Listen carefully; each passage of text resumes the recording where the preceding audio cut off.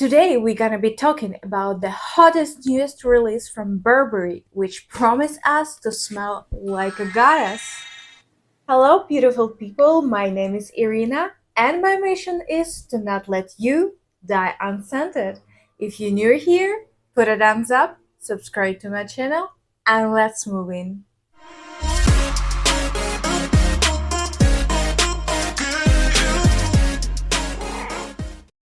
Recently, I did a little haul, which I'm gonna be sharing with you in my next video, and of course, I got my hands on the Burberry Goddess, the hottest, newest release from House of Burberry, which people all over internet call the most solid, sexiest, and beautiful fragrance released this summer. In today's video, I'm gonna share my thoughts about this fragrance and compare it to some other fragrances with a similar scent profile or somehow related to the similar vibe.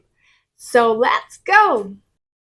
So here we have the fragrance itself, and actually I blind bought it because I had no time to go to the store and check if it's already available there, and delivery was pretty fast, so whatever, right? So about this fragrance, I already heard the reviews that this is some sort of like salty vanilla with some lavender, many mixed visions of this particular perfume. And let me tell you, from the notes, I was expecting this to smell in the direction of the Libre Yves Saint Laurent. I wasn't right, and I wasn't that wrong at the scent. So I compared this to fragrances. I don't have Libre, but I really like that fragrance. But you know, just everyone have it, and I don't want to have what everyone do have, and I don't want to wear what like every first and second girl have it in her wardrobe and promoting or all over the social media. Yes, still, if you like Libre, I can understand you. I like it too. By the way, I like the intense version more. So, about the comparison to the Libre, I would say it doesn't smell that similar. They definitely have this similar vibe of the lavender and vanilla together, but Libre is a way more sweeter fragrance than the Burberry. This fragrance is more on the colder side. It doesn't have that significant undertone, like designer undertone, overpowering like in Libre. You know, for me, it's a little bit sometimes overpowering and a little bit too tacky. I cannot say the same about this fragrance. Of course, you're gonna feel this designer undertone if you know what I mean. You're not gonna get in like something wow, showstopper or something like this. It's a more subtle fragrance. And also, it's an elegant fragrance, which I kind of liked about this. Will that be my everyday fragrance or something I'm gonna crave on the daily basics? Not necessary, because it's maybe not my scent profile. But yeah, I agree that it's a solid release from Burberry. Actually, I love Burberry Hair and Burberry Hair Eau de Toilette. They're completely amazing fragrances for me. So I was expecting something great from this one as well. So far, my opinion is like it's a little bit boring.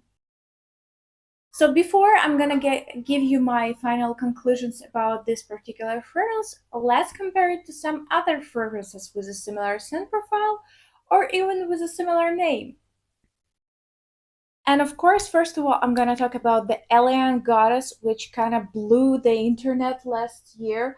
I have it a small version in here, and if we compare this to fragrances, they have completely different scent profile. Maybe it has like a same, you know, the golden presentation about the fragrance, so you obviously can see the kind of similarities in there, but the scent profile is very different. This is will be like a refreshing coconut water. I feel it. This one is more girly fragrance, so it's like a relaxing vacation vibe.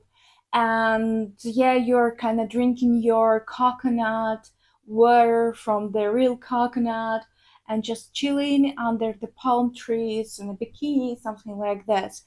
And yeah, I think it's targeted more for the younger people because it has this a little bit not like a suntan lotion undertone, but it has definitely a shampoo, like a coconut shampoo or coconut cream undertone. And still, I think this is a great one. Seriously, one of the most beautiful fragrances from the designer world.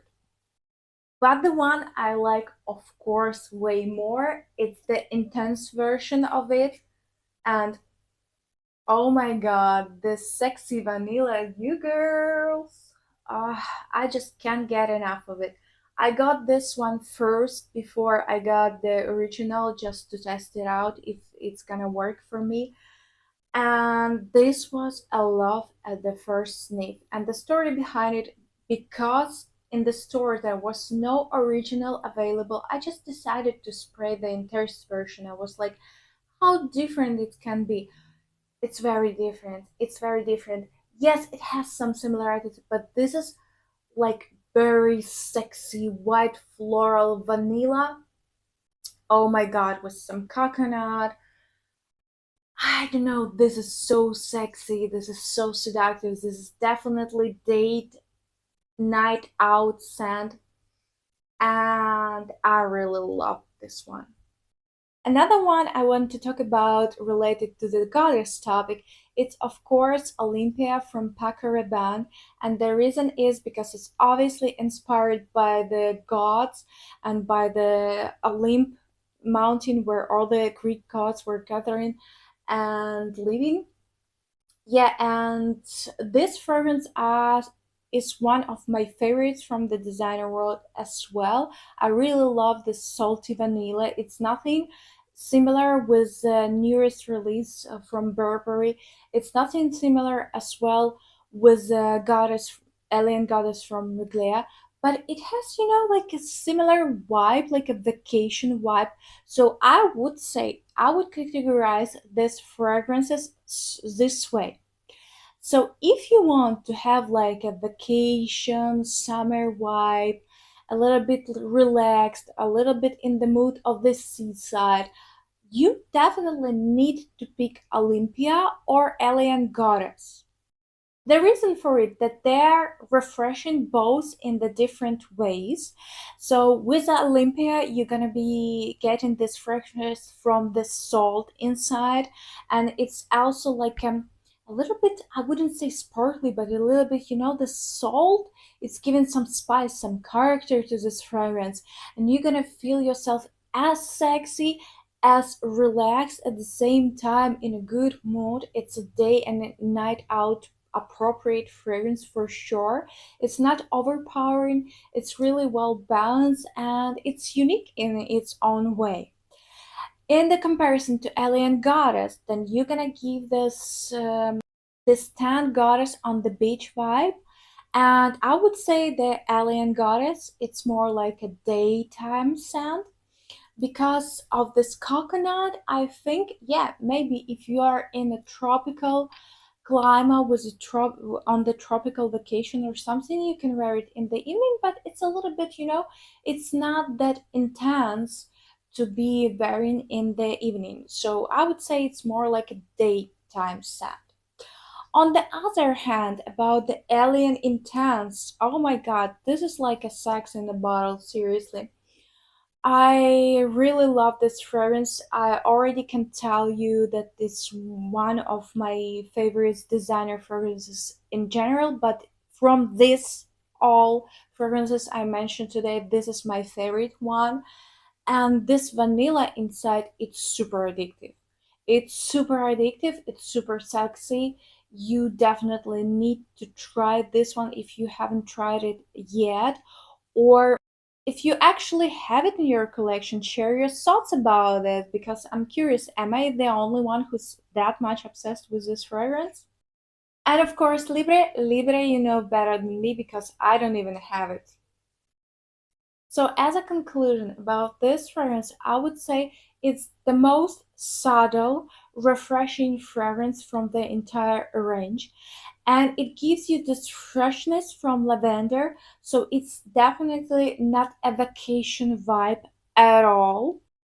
It's a very nice day and evening appropriate fragrance. You can even wear it in the office, it's not gonna offend no one, and it's gonna give you this cold freshness and some elegance. I really think it's an elegant one. So, nothing associated with the vacations, just serious work.